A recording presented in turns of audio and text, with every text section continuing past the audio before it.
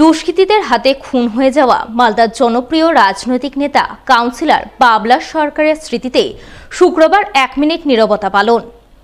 নীরবতা পালন করলেন মালদা জেলা সংবাদ পরিবেশক সমিতির সদস্যরা।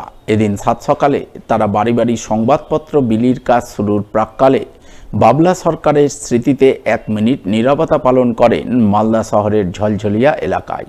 নীরবতা পালনের মাধ্যমে নিহত নেতার বিদেহী আত্মার শান্তি কামনা করেন সকলে মিলে।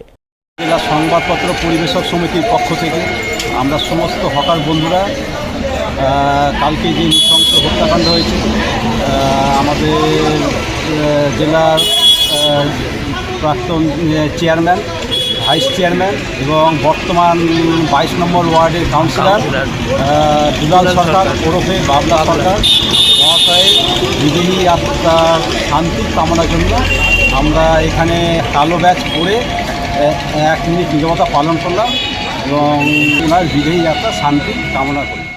এবার মালদার হবিবপুর ব্লকে জোরদার আন্দোলনে নামলেন আইসিডিএস কর্মীরা।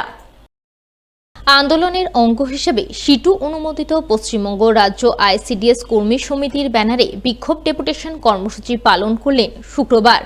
এই কর্মসূচিকে সামনে রেখে এদিন পশ্চিমবঙ্গ রাজ্য আইসিডিএস কর্মী সমিতির সদস্যরা প্রথমে বুলবুলচন্ডী এলাকায় মিছিল করেন। মিছিল শেষে বুলবুলচন্ডীতে অবস্থিত হবিবপুর সিডিপিও দপ্তরের সামনে 12 দফা দাবিতে তুমুল বিক্ষোভ দেখান। দাবিগুলির মধ্যে আইসিডিএস কর্মীদের সরকারি কর্মীর স্বীকৃতি প্রদান, মাসে ন্যূনতম 26,000 টাকা বেতন প্রদান, জ্বালানি ও সবজির দাম বর্তমান বাজার দর অনুযায়ী দিতে হবে, পোষণ ট্যাকারের কাজ করার জন্য প্রতিটি কর্মীকে স্মার্টফোন দিতে হবে ইত্যাদি দাবি ছিল অন্যতম। এই সমস্ত দাবিতে মিছিল বিক্ষোভ প্রদর্শনের পর সংগঠন নেতৃত্ব তাদের ডেপুটেশন তুলে দেন সিডিপিওর হাতে। আজকে আমরা পশ্চিমবঙ্গ রাজ্য আইসিডিএস কর্মী সমিতির পক্ষ থেকে হবিবপুর ব্লকের চাইল্ড ডেভেলপমেন্ট অফিসে ডেপুটেশন দিচ্ছি সিডিপিওর কাছে 12 দফা দাবি। আমাদের দাবি সমূহ হচ্ছে আইসিডিএস কর্মী ও সহায়িকাদের সরকারি কর্মচারী স্বীকৃতি দিতে হবে।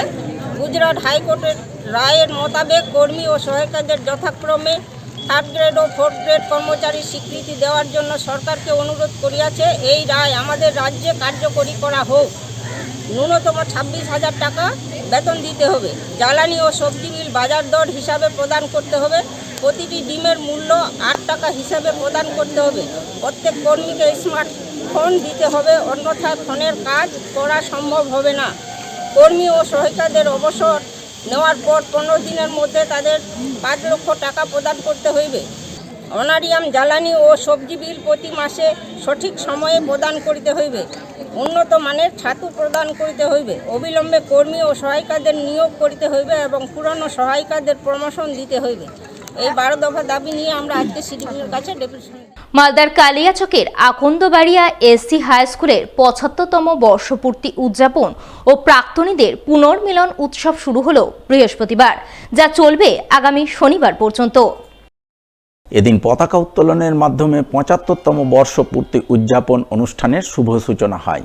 সূচনা পর্বের অনুষ্ঠানে হাজির ছিলেন আকন্দবাড়িয়া এসসি হাই স্কুলের প্রাক্তন প্রধান শিক্ষক লক্ষণচন্দ্র চৌধুরী, বর্তমান ভারপ্রাপ্ত প্রধান শিক্ষক আতিউর রহমান সহ অন্যান্য বিশিষ্টজনেরা। তাদের উপস্থিতিতেই প্রথম দিন নাচ, গান, কবিতা পাঠের মতো নানান অনুষ্ঠানের আয়োজন চোখে পড়ে। সেই সঙ্গে মডেল প্রদর্শনী প্রতিযোগিতা অনুষ্ঠিত হয়, যা সকলের বেশ নজর কাড়ে। SC high school platinum jubilee অনুষ্ঠিত হচ্ছে। আমরা গত 2024 2রা জানুয়ারি শুরু করেছিলাম বিভিন্ন রকম অনুষ্ঠানের মধ্য দিয়ে।